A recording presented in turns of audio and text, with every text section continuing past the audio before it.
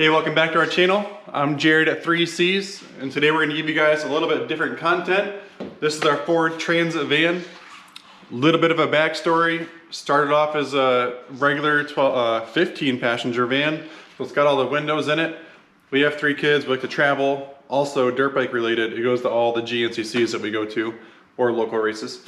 So first couple years we owned it. It was just a regular passenger van that had the seats unclicked. Last summer we got a little more creative. We wanted an air conditioner on top because we were in Texas at a hard enduro. It was way too hot. All the guys in Texas seem to have some way to cool their van down. We wanted that as well. So we have a Dometic air conditioner on top now. And to run the air conditioner, we have a generator underneath of the van. And then to start the generator, we have a battery bank under the van as well. The issue, we were just in Florida in December and did a race. The issue that I was having is the fuel line that comes out of the Ford gas tank. The gas tank already has a straw in it, and you just put your connector on the top of it.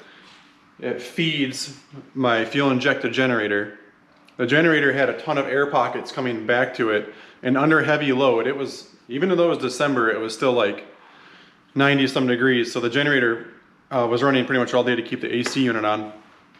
It would cavitate because you would see this big air pocket come in. All of a sudden the generator would start to stutter. I think I have some footage of me laying under the van in the Florida area down there. If I have that, I'll attach that here to show you guys how it looked coming into it. So I need to figure out why the fuel line is getting air into it. So what I did is I bought another connector here. This is a OEM style connector. The first one I used, I got at Napa. Not blaming that one, but other than this, there's really nothing else in my system. And I'll lay under here in a second. I'll show you guys our fuel line, how we routed it. And then in the future, I'm going to do a bunch of videos for you guys on this van build. So this is where we plug in the shore power if we want to have that instead. And then if we look underneath of the van here, this is our Cummins Onan generator that we mounted up under here. This is the new fuel injected model, which is pretty cool. And then up on top of this thing, I don't know if I can get it high enough with myself here. This is the, oh, now my light's flashing. This is the Dometic Penguin 2 air conditioner. And the van itself is a 2017 Ford Transit. It's the 3.5 EcoBoost. Obviously gas engine, gas doors right behind this here. Obviously I'm going to do a bunch of other videos. We'll talk about how we did the generator, how we did the air conditioner, how it's all wired together, because there is no information online on how we did this. It was such a struggle. We had to do hundreds of hours, I'm not even joking, online talking to Dometic, trying to figure out what their directions really meant. But when we go to the races, this is how we sleep in it. We got a bed up top, and then we can pull the bikes out, and I got a lower bed that folds down. We built this last fall as well, which is pretty cool. And then if you walk over here on the side, we always take one row of seats out. We only have 3 kids, so they've got their seats there. That's where our cooler stays. And then up top here, we built this shelf.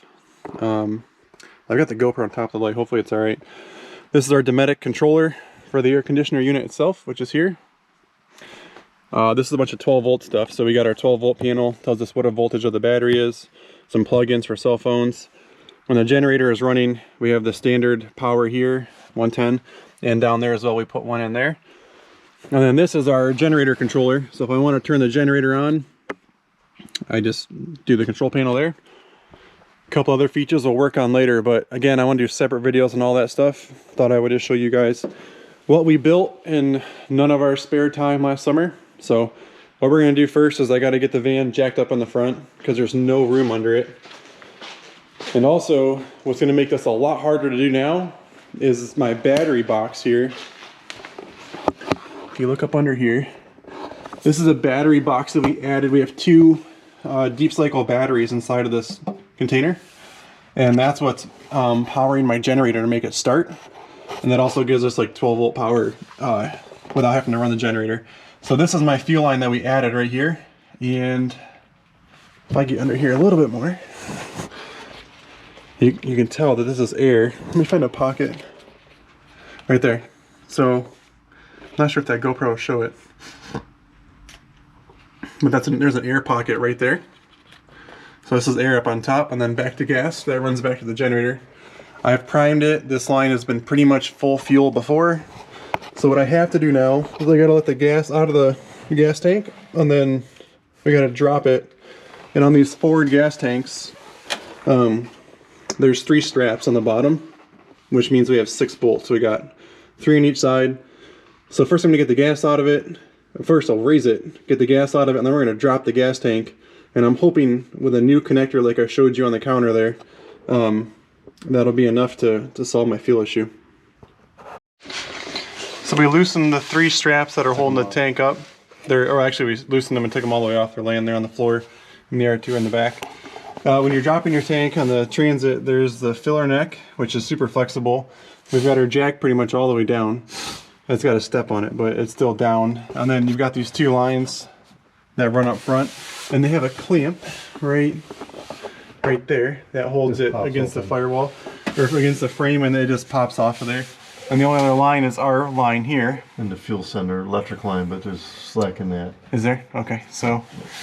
Alright, so as you can see, here's our line coming in from the front, and here's where it connects right into the Ford tank. So Ford gives you this port coming out, and we just had to buy the connector, and we're gonna replace this connector because we still see a bunch of air bubbles being pumped through. So other than this port, you know, it's internal, so we're gonna replace this real quick.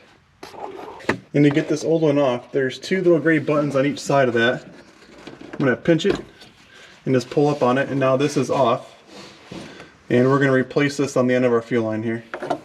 So here's the one that we just took out, and here's the one that we're gonna put in.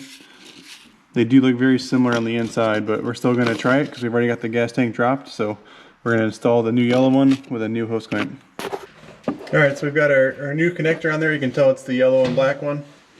And we're going to leave the gas tank down. That way we can kind of monitor this to the lines as we come through.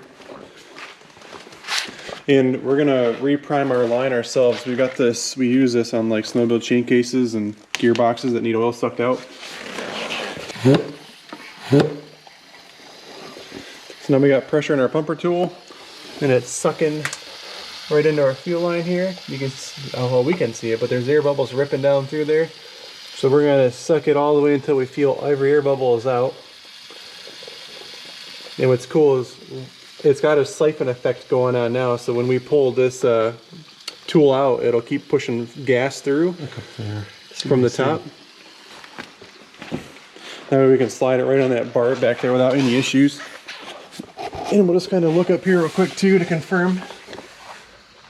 Let's see if we can see any air bubbles coming through now. And they were pretty small before, so.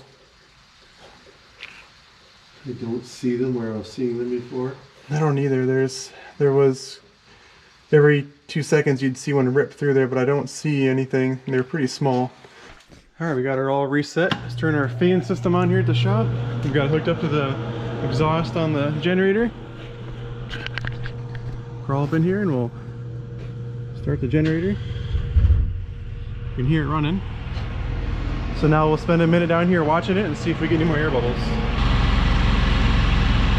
All right, so it's been running for a few minutes now, and we've had no issues with the line, but I'm gonna add more pressure to the generator here, make it work harder. So we're gonna turn our AC unit on. Inside temp is 59. It's set to come on at 56. At first it'll just come on slightly to warm up, and then in about 30 seconds it'll actually kick the compressor on the AC unit itself. So there it goes. I just heard the generator work harder, and now this. Oh yeah, nice and cold. And now we'll go monitor it some more and see if it's blowing or if it's still more air bubbles or not. All right, so we just ran it for a good 10 minutes, and so now the next step is just going to be to take our gas tank and put it back up. And like I mentioned, whenever we dropped it, it's pretty nice. Ford actually gives you like a lot of room to work with. We've got the electric lines for the pump on that side that'll just kind of rise back up in there. Our fuel line, we'll just kind of keep an eye on it. But then in the front, there's really nothing to worry about pinching because the filler neck has a ton of room. And the two fuel lines up there also have a lot of flex to them. So now we're just gonna take our jack, we'll jack it back up, we'll line up our brackets, there's 3 of them, we'll get them put back on and we'll wrap this thing up. Alright, thanks for watching. That wraps up our video on the auxiliary fuel port. Truthfully, the whole time, this one was probably okay, but the first time we did this, we didn't drop the tank far enough and we were trying to reach our hand up in there and we got it on and it worked, but I don't think we had it on far enough. I still recommend the one that we did put on though, the second one. The Ford one actually has a safety pin at the bottom of it. So when you do get it on, you have to push this little pin in and you know for sure it's locked in, where this one's still rocked just a little bit. So I think the biggest takeaway from this video is don't be afraid to drop your fuel tank farther. We didn't want to hurt anything and we couldn't really see up in there. But just knowing that the fuel lines have plenty of play, the filler neck has plenty of play, and so does the fuel pump wires. So thanks for tuning in. Stay tuned for more videos on the Ford Transit. Thanks.